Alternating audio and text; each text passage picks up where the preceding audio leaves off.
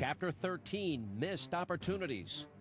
No topic draws more fire from Clinton defenders, no scandal has provoked the same sort of response from the former president, and no subject is potentially as damning to the Clinton legacy as the missed opportunities to catch or kill Osama bin Laden. The multiple failures has disastrous consequences for America, leaving us only to ponder, did Clinton do enough? This chapter begins in 1998, following the embassy bombings in Kenya and Tanzania. U.S. officials had been aware of bin Laden for years and had monitored him going back to 1995 and 1996 when he lived in the Sudan. In the wake of the embassy bombings, the Clinton administration decided to send a message. Up to their eyeballs in the Lewinsky scandal, they decided to try and kill bin Laden, or at the very least send him a message by firing missiles against camps in Afghanistan and a pharmaceutical plant in the Sudan, where reports said bin Laden was having components of chemical weapons built. But of course, the mission failed spectacularly. The pharmaceutical plant in Khartoum turned out to be just that, an aspirin factory. And the attacks on the camps in Afghanistan may have been compromised because the Clinton administration alerted Pakistan to the strikes before they happened, since the Tomahawks had to cross Pakistani airspace. The 9/11 Commission report includes speculation that someone in the Pakistani government may have tipped bin Laden off. The Wag the Dog airstrikes of 1998 were the highest profile missed opportunity to get bin Laden, but by no means was it the only one. In February of 1999, the CIA received reports that bin Laden was spotted at one of several desert camps south of Kandahar in Afghanistan. The 9/11 Commission report recounts what happened. Reporting from the CIA's assets provided detailed descriptions of the hunting camps, including its size, location, resources, and security, as well as bin Laden's smaller adjacent camp.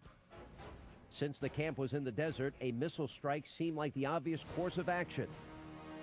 But the CIA also detected the presence of an airplane at the camp belonging to the royal family from the United Arab Emirates. White House terrorism advisor Richard Clarke told the 9/11 Commission that along with CIA Director George Tenet, they decided against a strike that might kill a member of the royal family of a close ally in the region. Clarke also wasn't convinced that it was a terrorist camp at all. When I looked at this facility, it looked to me like the intelligence was again poor, because it didn't look like a terrorist camp. And the probability of collateral damage would have been high, I thought, since I believed, based on the satellite photography, that people other than terrorists were there. Gary Schroen, the top CIA official on the ground, disagreed, telling the 9/11 Commission that this was a missed opportunity to kill bin Laden. But it gets worse. Not long after the attack was called off, Clarke called the United Arab Emirates to complain about reports that members of the government were associating with bin Laden. Not long after, the 9/11 Commission report says the hunting camp near Kandahar was disbanded. CIA officials told the commission that tipping the UAE off could have cost more opportunities to get Osama bin Laden. More than a year later, the CIA would have another opportunity to kill the terrorist leader. This time it was the fall of 2000, and aerial drones flying over Afghanistan snapped this photo of a man believed by many to be Osama bin Laden. This photo was first made public by NBC News in March of 2004, and Richard Clarke also wrote about it in his book, Against All Enemies, published around the same time. From the camera images on 3 flights, I am convinced that I was looking at bin Laden, Clarke wrote. But once again, why wasn't anything done? Clarke says there was no submarines or other military assets in the area to do anything about it. Even though the U.S. government had been searching for bin Laden for years, the Clinton administration wasn't prepared to act. They still wanted bin Laden captured and not killed.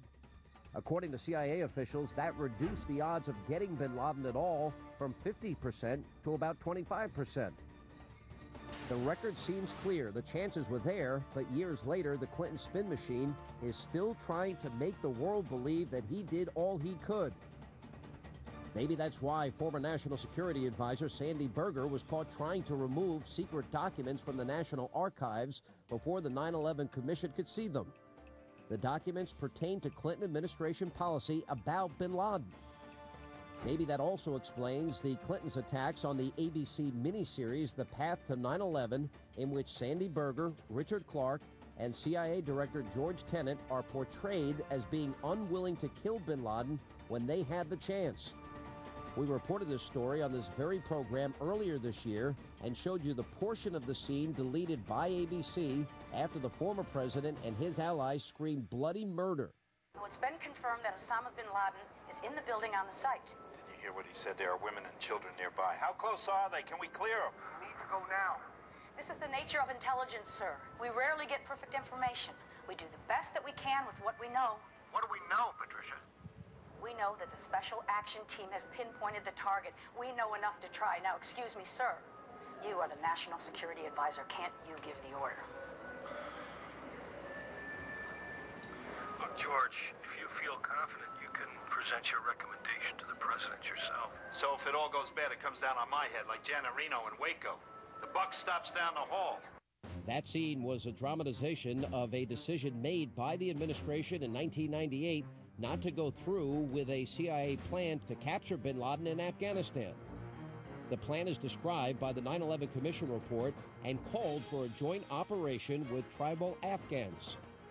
But at the last minute, the operation was deemed too risky by Tenet, Berger, and Clark. 3 months later, the embassies in Africa were bombed. Even the president himself has injected himself into the spin cycle, lashing out at Fox's own Chris Wallace during an interview in September of 2006. ABC just had a right-wing conservative running their little pathway to 9/11, falsely claiming it was based on the 9/11 Commission report, with 3 things asserted against me directly contradicted by the 9/11 Commission report. More than 6 years after the 9/11 attacks and 10 years after we started to hunt him, Osama bin Laden is still on the loose. So how will another Clinton administration face these same sorts of threats? Will it be any different? Will the same excuses be used for failure? For these reasons, this is another Clinton chapter that just won't seem to close.